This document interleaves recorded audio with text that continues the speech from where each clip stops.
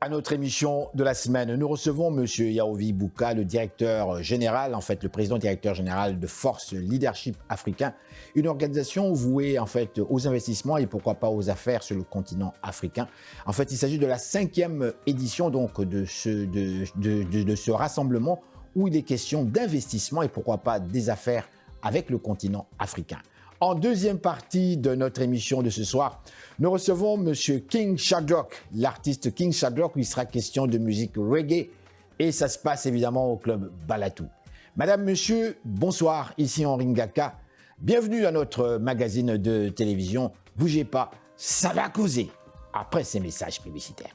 Madame, monsieur, bonsoir, ici Henri Ngaka. Ne ratez surtout pas nos prochaines émissions présentées à ICI Télévision depuis Montréal. Ça va causer.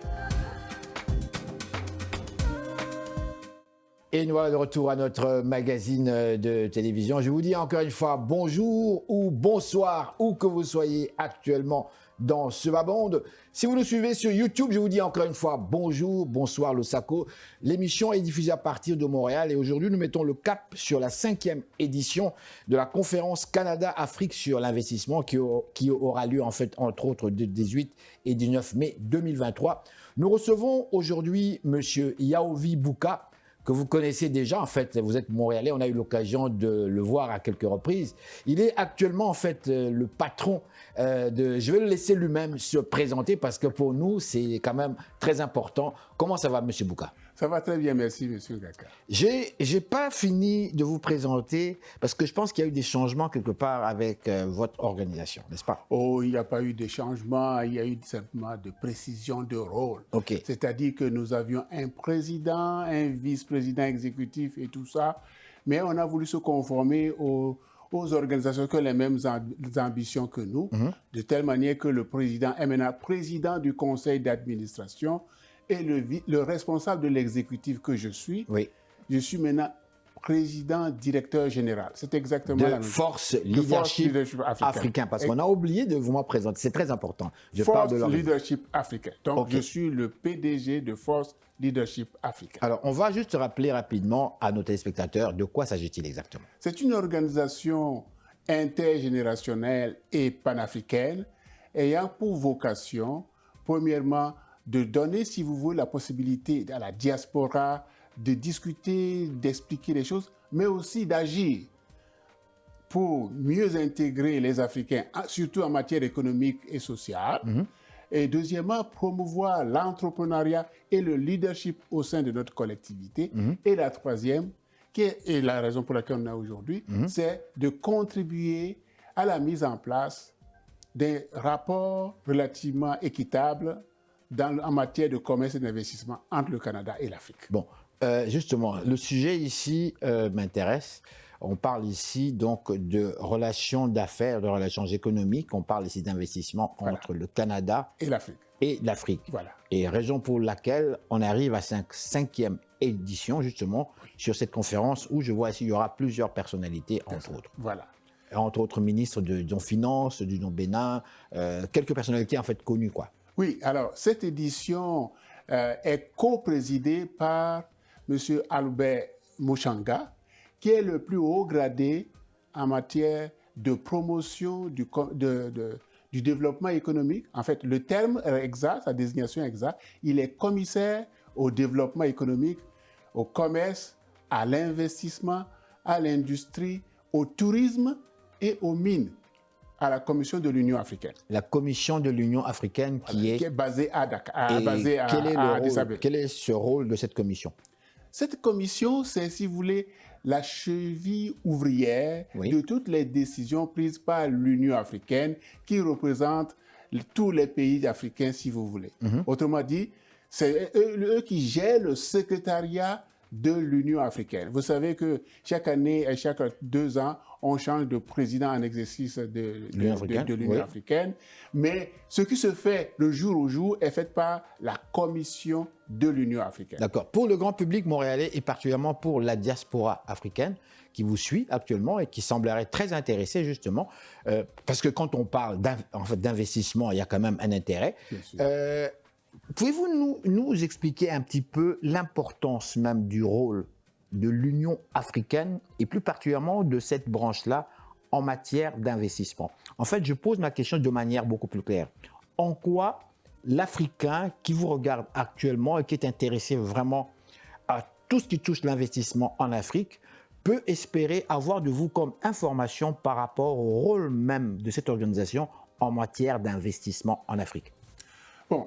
Comme vous le savez, la grande majorité des pays africains ont été colonisés. Naturellement. Et quand ils sont libérés, chacun essayait de se débattre pour se faire connaître. Il y a certains qui sont plus puissants que d'autres, tels que le Nigeria, l'Afrique et tout ça. L'Afrique du Sud, oui. Et tout ça.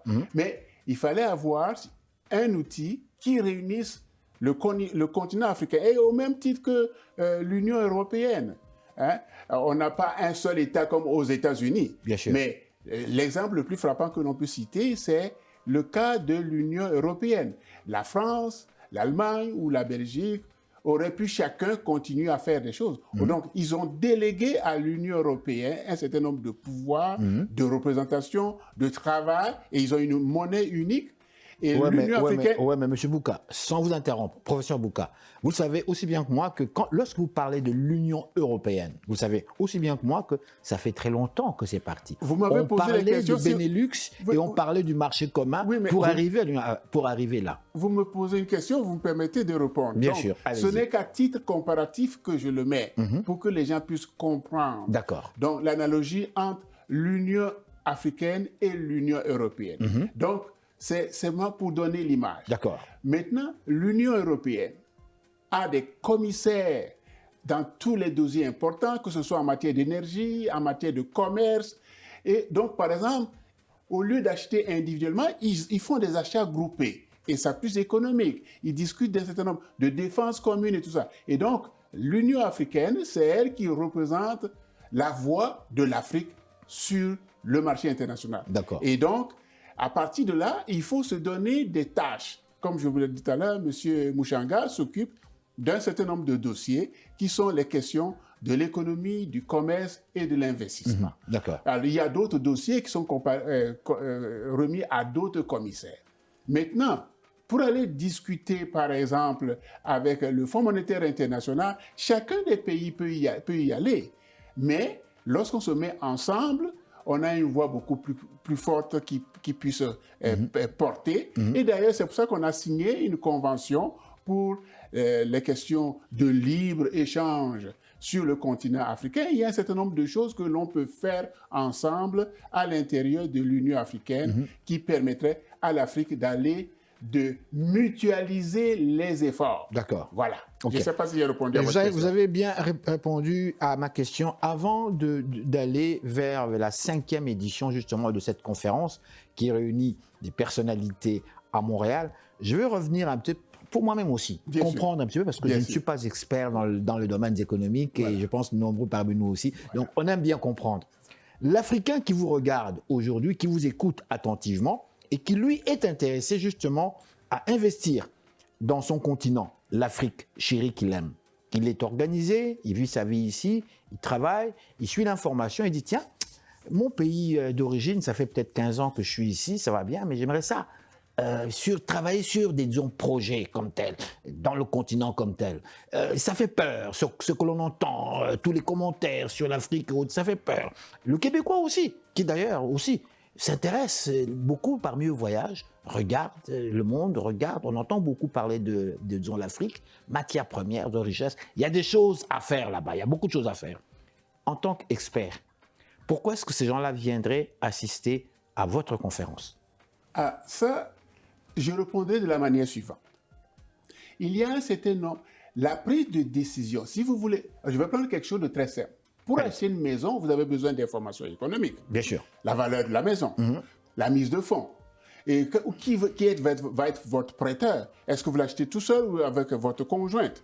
C'est exactement la même chose lorsqu'on parle d'investissement dans un pays.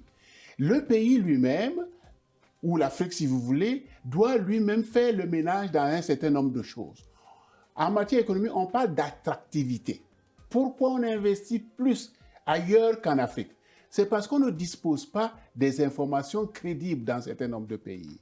Deuxièmement, l'épargne locale n'est pas attirée pour que les autres viennent mutualiser sur l'épargne locale. Deuxième élément. Troisième élément, il faut une stabilité pour pouvoir en faire. Lorsqu'on se dispute tous les jours... Politique et économique. Quand on se dispute tous les jours, les gens n'ont pas le temps de discuter de ça. Ailleurs, vous avez vu ce qui est passé récemment au Moyen-Orient. L'Iran, l'Arabie saoudite, tous ces gens disent « Maintenant, on va parler, on va faire des choses ensemble. » Voyez-vous? Alors, ça doit nous inspirer si vous voulez. Donc, pour répondre à votre question, il y a un certain nombre de choses que les pays même doivent faire pour attirer des investisseurs étrangers. Mais nous ne pouvons pas seulement baser l'investissement sur l'épargne des autres. C'est-à-dire, on ne peut pas seulement attendre que seulement les investisseurs viennent. Alors, donc, pour répondre à votre question, je vais prendre, si vous voulez, un certain nombre de personnes qui vont être présentes dans notre conférence, soit physiquement ou en ligne cette année. Oui. Nous avons invité le commissaire à l'agriculture de l'UMOA, qui va nous expliquer. L'UMOA c'est l'Union monétaire ouest-africaine. D'accord. Il va nous parler des défis en matière d'agriculture en Afrique de l'Ouest et en Afrique de façon générale. Qu'est-ce que les Africains doivent faire pour devenir autonomes en matière d'agriculture? Madame, Monsieur, bonsoir. Ici Henri Ngaka. Ne ratez surtout pas nos prochaines émissions présentées à ICI Télévision depuis Montréal. Ça va causer. Alors, pour être autonome, on a besoin d'investissement aussi en matière d'agriculture. Deuxième élément, deuxième orateur de marque, le ministre de l'économie et des finances du Bénin, qui est aujourd'hui applaudi par le Fonds monétaire international. Pourquoi?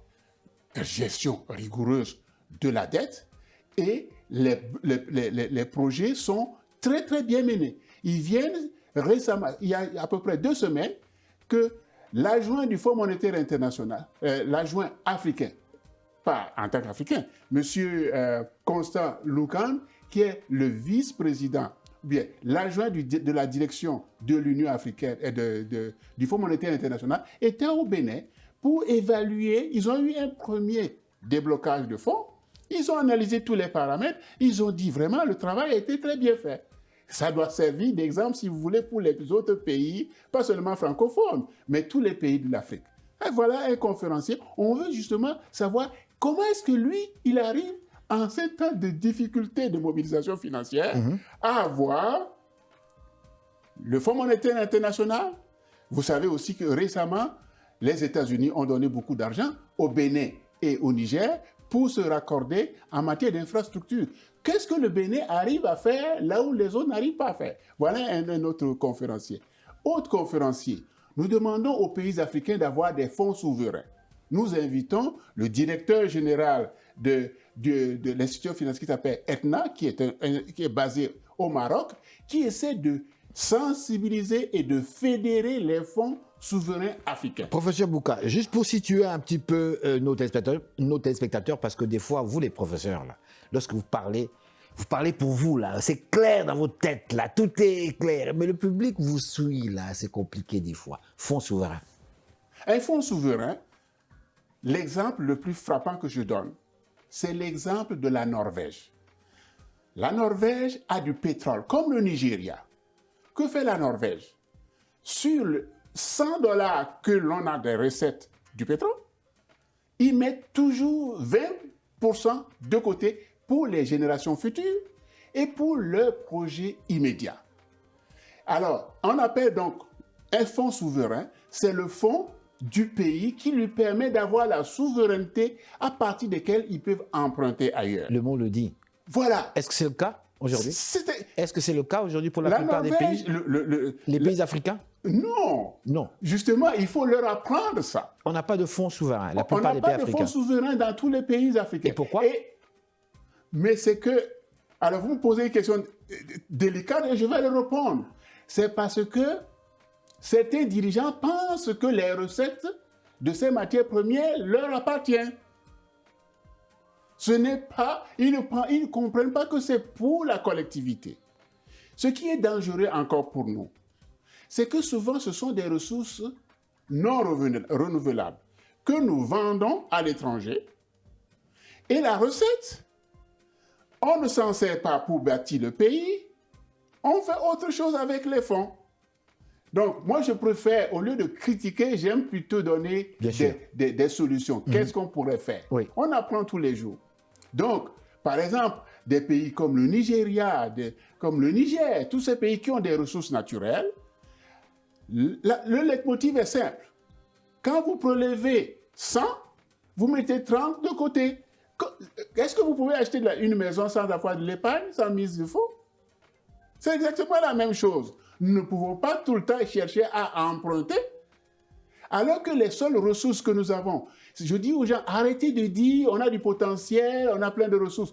Quand vous n'êtes pas en mesure d'utiliser intelligemment les ressources que vous avez, que vous exploitez intelligemment, ces ressources ne vous appartiennent pas. Les ressources appartiennent à ceux qui en tirent les profits et qui le gèrent intelligemment. C'est ça notre défi en Afrique. C'est-à-dire que nous passons actuellement une période charnière. Il y a eu des études qui ont été faites par la CNUSER, qui est la Conférence des Nations Unies pour le développement, qui ont montré qu'à une période donnée, au début de l'année 2000, l'Afrique était créancière. Ça veut dire quoi? Elle devait. Ça veut dire, non, ça veut dire quoi? Que le montant d'argent qui sortait de l'Afrique était supérieur au montant d'argent qui venait de l'aide et de tous les investissements. Ça veut dire que nous avons le potentiel en Afrique de ne plus être endettés. Ce n'est pas le cas. Nous endettons, on s'endette et on met nos ressources matières premières en garantie. 1 an, 5 ans, 10 ans, 20 ans, jusqu'à 100 ans. Que vont faire les générations futures? Et je rappelle toujours ce défi. Actuellement, on a 1,4 milliard d'habitants en Afrique, avec une grande majorité d'entre eux qui, c'est-à-dire 60% d'entre eux, a moins de 24 ans. Mais comme cette population double tous les 25 ans, si nous ne prenons pas les mesures maintenant, que vont faire les générations futures? C'est ça. Alors donc, c'est pour ça que nous avons besoin, en matière d'investissement, de travailler nous-mêmes en Afrique. Et c'est pour ça qu'on veut que cette fédération des fonds souverains explique qu'est-ce qu'ils font pour éduquer les gens à le faire. Et maintenant, la diaspora aussi a un rôle important à jouer. C'était ma prochaine question. C'est-à-dire que actuellement, la grande majorité des gens de la diaspora, nous sommes tous des employés. Je vais vous donner seulement cette année. Je vais recevoir des stagiaires, des gens, des Africains qui ont de la nationalité française, mais qui n'ont pas de trouvé de stage en France. Et qui vont venir au Canada pour faire des stages. Pourquoi? On n'a pas d'entrepreneurs. Quand vous avez une entreprise, vous pouvez offrir 3, 4, 5, 10 stages aux gens. Si nous sommes toujours des employés, où est-ce que nos jeunes vont faire leur stage? Comment est-ce qu'on va créer de la richesse? Comment est-ce qu'on va créer des emplois pour nous? Donc, le message pour la diaspora, c'est qu'en plus d'être de bons employés, de bons chercheurs, nous devons aider à créer des entreprises ici et en Afrique. Et donc, pour aller en Afrique, on a besoin de l'épargne de l'Afrique. Pas seulement pour de l'immobilier. Et on peut également diversifier les secteurs. Le secteur, par exemple, du numérique, le secteur de l'agriculture, d'autres secteurs, si vous voulez. Et donc, la diaspora a un rôle à jouer. Pas seulement le Western Union. Non, nous devons faire d'autres choses au-delà de ça. Je ne sais pas si j'ai répondu à votre question. Vous avez bien répondu à ma question. Nous allons faire une synthèse de cette rencontre, juste pour permettre un petit peu à notre grand public de retenir les éléments principaux. Je rappelle ici qu'on parle d'une 5e édition de cette conférence. Juste nous rappeler les grandes lignes. Allez-y. Alors, en 2 mots, c'est une conférence en format hybride. Ça veut dire quoi? Que la grande majorité des gens que nous avons eus qui sont enregistrés jusqu'à présent vont le suivre en ligne. C'est-à-dire que de chez eux, ils peuvent se brancher. Il suffit simplement d'aller visiter notre site Internet pour avoir les paramètres, pour s'enregistrer et participer de façon virtuelle. Mais il y a certains qui peuvent également s'enregistrer par Eventbrite pour venir participer en personne à la conférence qui dure 2 jours. Et ils vont écouter, ils vont participer, ils vont faire des propositions, ils peuvent même rencontrer des gens avec qui ils peuvent faire des affaires plus tard. Ça, c'est le message central. Mais ce que j'aimerais laisser, c'est que au cours des dernières années, nous attendions le mois de novembre avant de commencer la préparation. À partir de cette année, nous allons changer de nom. Ce ne sera plus Conférence Canada-Afrique sur l'investissement, parce que l'aspect du commerce aussi arrive. Alors, on va changer de nom, ça va devenir le Forum Canada-Afrique sur le commerce et l'investissement. Et on va commencer la prochaine édition, la préparation, dès la fin de celle-ci, pour faire le point immédiatement et impliquer beaucoup de personnes. Je ne sais pas si j'ai répondu à votre question. Merci beaucoup, M. Bouka. Merci infiniment. Merci à vous de m'avoir invité. Merci. Alors voilà, madame, monsieur, restez là. Nous sommes de retour tout de suite après ces réclames publicitaires. Madame, monsieur, bonsoir. Ici Henri Ngaka. Ne ratez surtout pas nos prochaines émissions présentées à ICI Télévision depuis Montréal. Ça va causer.